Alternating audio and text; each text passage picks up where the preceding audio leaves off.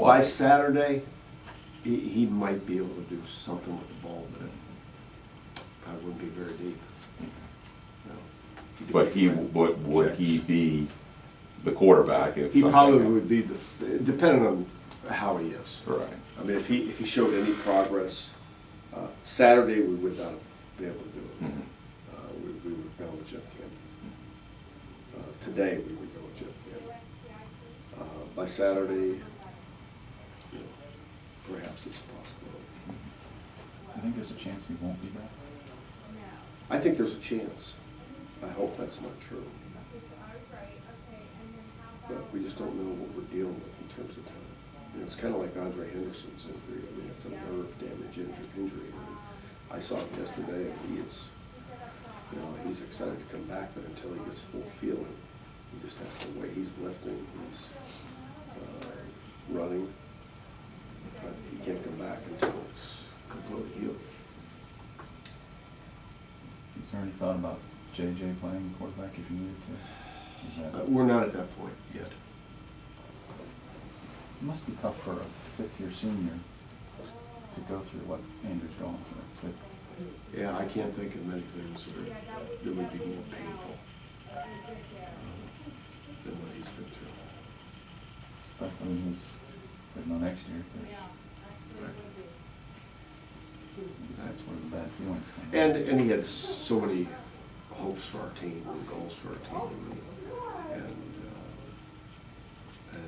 then to have those two games go the way they went. I'm prayerful that he'll be able to come back and be able to have a positive finish for himself. What is the status of Thomas Lindsay? I would say that Thomas is questionable. And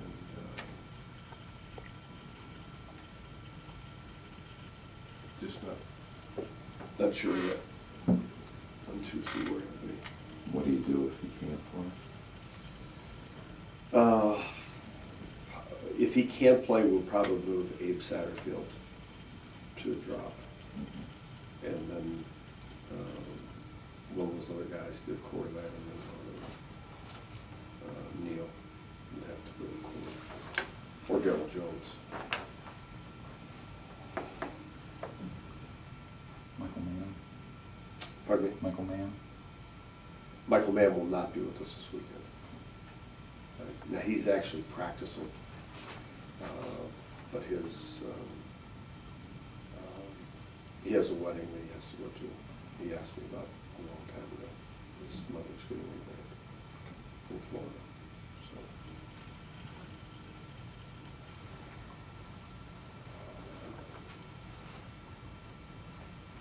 So gets a chance to play, and his mother's getting married. Been that kind of year. Yeah. That'd be banned weddings during football season. She didn't get the memo. No. 3-3 probably doesn't sit well with anybody. No, I don't think it does either, but I'm not going to let the circumstances. It's so unique, it's so different than, I go back to the 2-9 season we had at William Mary, and the 1-10 season we had at Colorado, 2-9 season we had at Illinois. Those were all, you went into the season knowing that this was a youth movement, and you were moving forward. This is so unique in that we went into the season feeling this was a team that could win 9+ games in our minds. Not that we were the best team in the league, not that we were the best team in the region, but we felt very positive about the year, and that's I guess that's the cool part of it. And I don't. I don't think anybody could foresee it.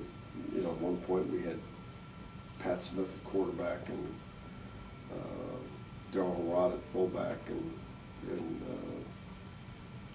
freshman tailback. If you would have asked me if that were a possibility in fall camp, or the spring, I might have said, hey, yeah, if something happens to Andrew, Pat Smith's going to have to go in, but there's no way I would have thought that Harrod or Harvey Duck would be there. You know, when you sit back there with Aquasi and Michael Wells at corner and Andre Henderson at free safety, I don't know that you don't have the best secondary in the league. Now you take Andre Henderson out of the picture, and all of a sudden there are two positions that are weakened, and you're not as good. But that's, you know, every team's got some issues, and this one's had maybe more than they've had in the past. But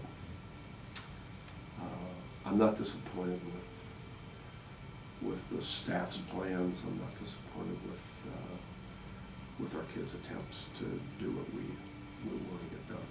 And so we're not beating them up with being 3-3.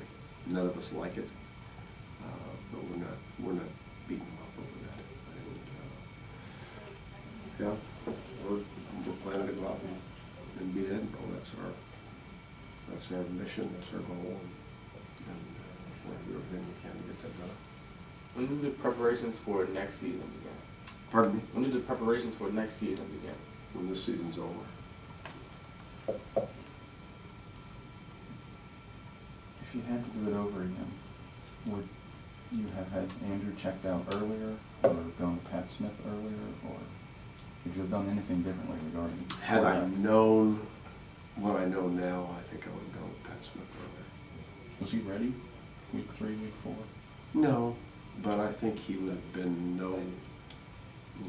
I don't know that he would have been that much less prepared than coming into Cal. Playing against, and this is not, I mean, I think Mercyhurst and Slipper are both very good, but they wouldn't have been the same challenge at Cal. I mean, if you look at our schedule and said, hey, who would you like to have Pat start against for the first time, I don't think I would pick Cal. But sure, I mean, with 20/20 hindsight, there are things we could have done differently.